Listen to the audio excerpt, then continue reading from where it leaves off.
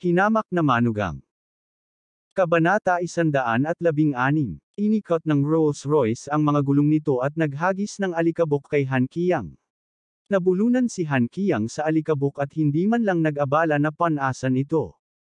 Umandar na ang sasakyan. Ang mukha ni Han Qiang ay nababalot ng alikabok at ang kanyang mukha ay mapula. Nanghina ang kanyang mga paa at bumagsak siya sa lupa. Tapos na ang lahat. Bakit hindi sinabi ni Alex Dixon na kilala niya si Boss Wang? Kung alam niya ang lahat ng ito ng mas maaga, iginagalang niya si Alex Dixon bilang kanyang ama.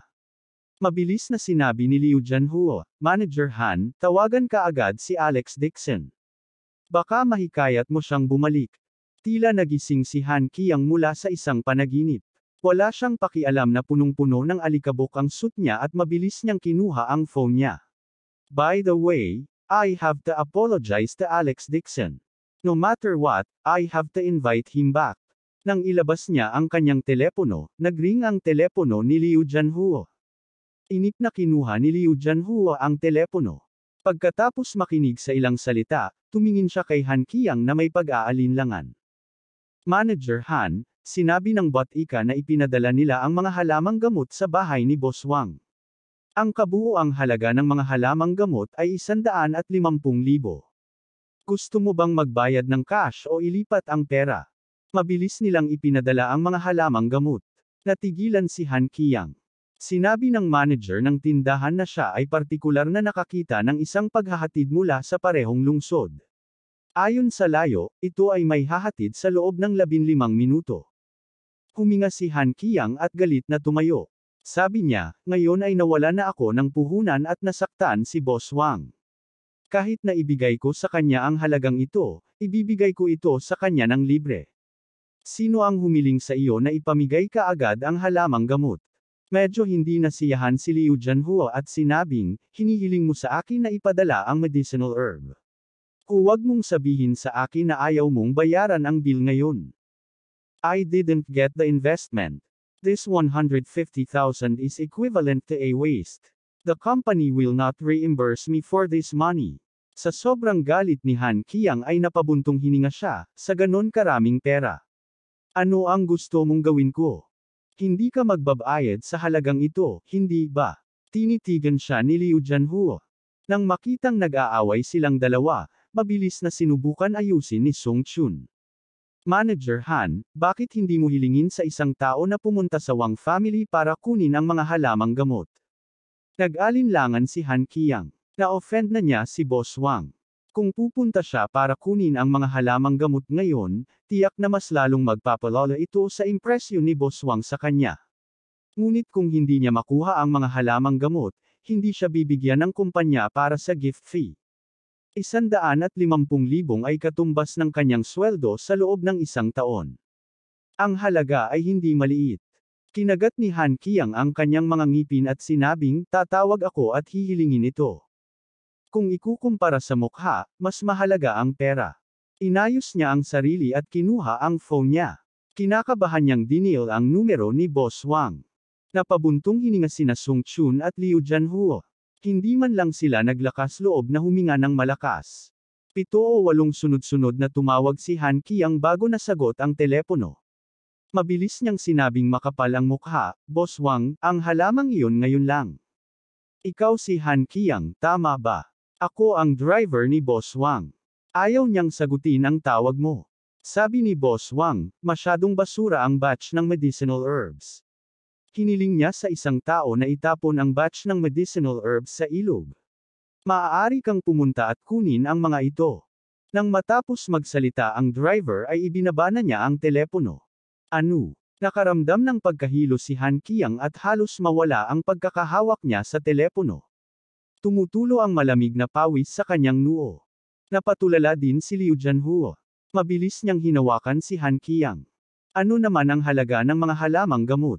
Nanghihinang tumangala si Han Qiang at sinabing, hiniling mo sa isang tao na bumili ng mga halamang gamot. Ang pera na ito. Ibig mong sabihin hindi mo ako gustong bayaran. Galit na galit si Liu Jianhuo. Hinawakan niya ang kanyang manggas at sinabing, gusto mong pasayahin si Boss Wang, kaya binili ko ito para sa iyo. Gusto mo bang tumalikod sa iyong utang ngayon?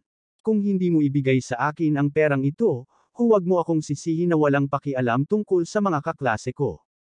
Nakita ni Sung Chun na malapit nang mag-away ang dalawa, kaya mabilis siyang humakbang para itigil ang laban. Pareho kayong tumigil sa pag-aaway. Han Qiang, hanapin si Vice President Fan para makagawa ng exception at humanap ng dahilan para mabayaran ang 150,000 yuan na reception fee. Nagningning ang mga mata ni Han Qiang at agad na naging masigla muli. Tama, si Fan Guanay ang Vice President. Siya ang may karapatang pumirma ng reimbursement para sa akin. Kahit na ang 150,000 yuan na ito ay hindi mabayaran ng buo, umaasa lamang siyang mababa ang babayaran. Binitawan din ni Liu Jianhua ang kamay niya at awkward na tumawa. President Han, medyo na-excite ako ngayon. Huwag mo akong sisihin. Si Han Qiang ay isang lalaki ng yin at yang. Kakaibang tawa niya at hindi siya pinansin. Gusto niya pa siyang mag-ayos ng trabaho. Imposible iyon. Nagsisi rin si Liu Jianhua sa kanyang puso. Sinusubukan niyang pasayahin si Han Qiang, ngunit hindi niya inaasahan na ang halaga nito ng pera ay makakasira sa relasyon nila ni Han Qiang, na pinaghirapan niyang mapanatili. Mabilis niyang sinubukan ang lahat ng kanyang makakaya para makabawi, at patuloy na nagsusumikap na maghanap ng mga salita para purihin si Han Qiang. Sa kasamaang palad, hindi man lang nag-abalang kausapin siya ni Han Qiang, at hindi na lang siya pinansin. Hindi rin naglakas loob si Sung Chun na magsalita. Natatakot na siya ay mad-awit ni Liu Jianhua, at hindi ayusin ni Han Qiang ang trabaho para sa kanya dahil sa kanyang galit. Nakatayo silang tatlo sa entrance ng office building. Habang ang bawat isa sa kanila ay may kanya-kanyang iniisip, isang itim na Mercedes-Benz ang dahan-daang nagmaneho papunta sa pasukan. Nagliwanag ang mga mata ni Han Qiang. Nagmamadali siyang yumuko at binati sila, saka personal na binuksan ang pinto ng sasakyan. Mr. Fan, bumalik ka na. Nakangiting bumababa si Fan Guanay sa sasakyan. Hindi pa tapos ang meeting. Maaga akong umalis. Tapos na ba kayong lahat sa pinapagawa ko? Nagkatinginan silang tatlo. Sa huli, si Han Qiang ang pinilit na ngumiti at nagsabi, Mr. Fan, naramdaman ni Alex Dixon na hindi maganda ang kanyang trabaho, kaya maaga siyang umalis. Biglang lumubog ang ngiti sa mukha ni Fan Guanay. Humarap siya sa sekretarya at sinabing, hindi ba't hiniling ko sa iyo na sabihin sa Human Resources Department na kailangan mong ayusin ang isang kasiya siyang posisyon para sa kanyang asawa? Anong uri ng maliit na bagay ito? Kung hindi mo man lang kaya gawin, paano ka? Pwede ka bang maging secretary? Nadamay ang babaeng sekretarya matapos siyang pag-usapan. Tumingin siya kay Han Qiang at sinabing, inayos muna ni Manager Han ang asawa ng kaibigan mo na maglinis ng Cubeta.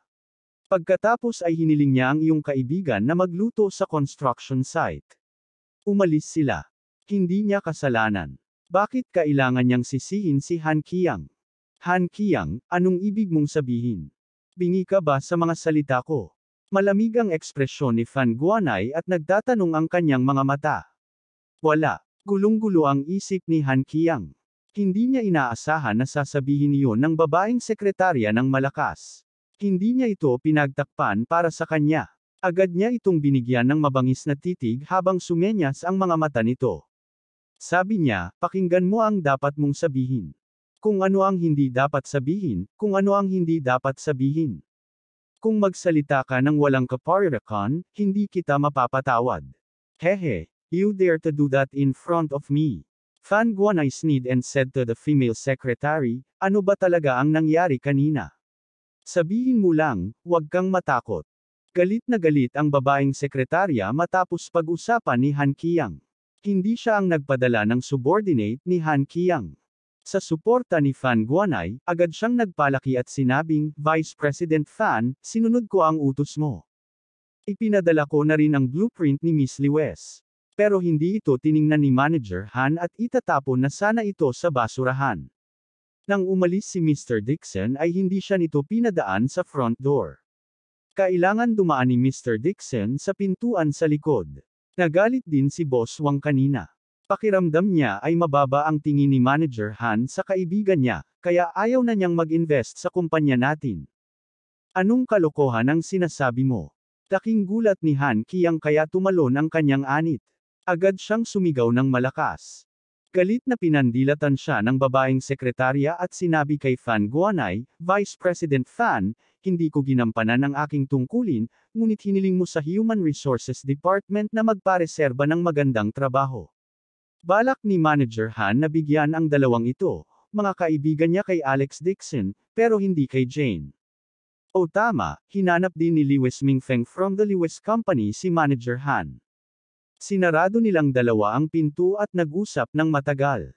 Han Qiang, sinamantala mo talaga si Lewis Mingfeng. Si Fan Guanai ay labis na nagalit at halos umungol. Abangan ang susunod na kabanata.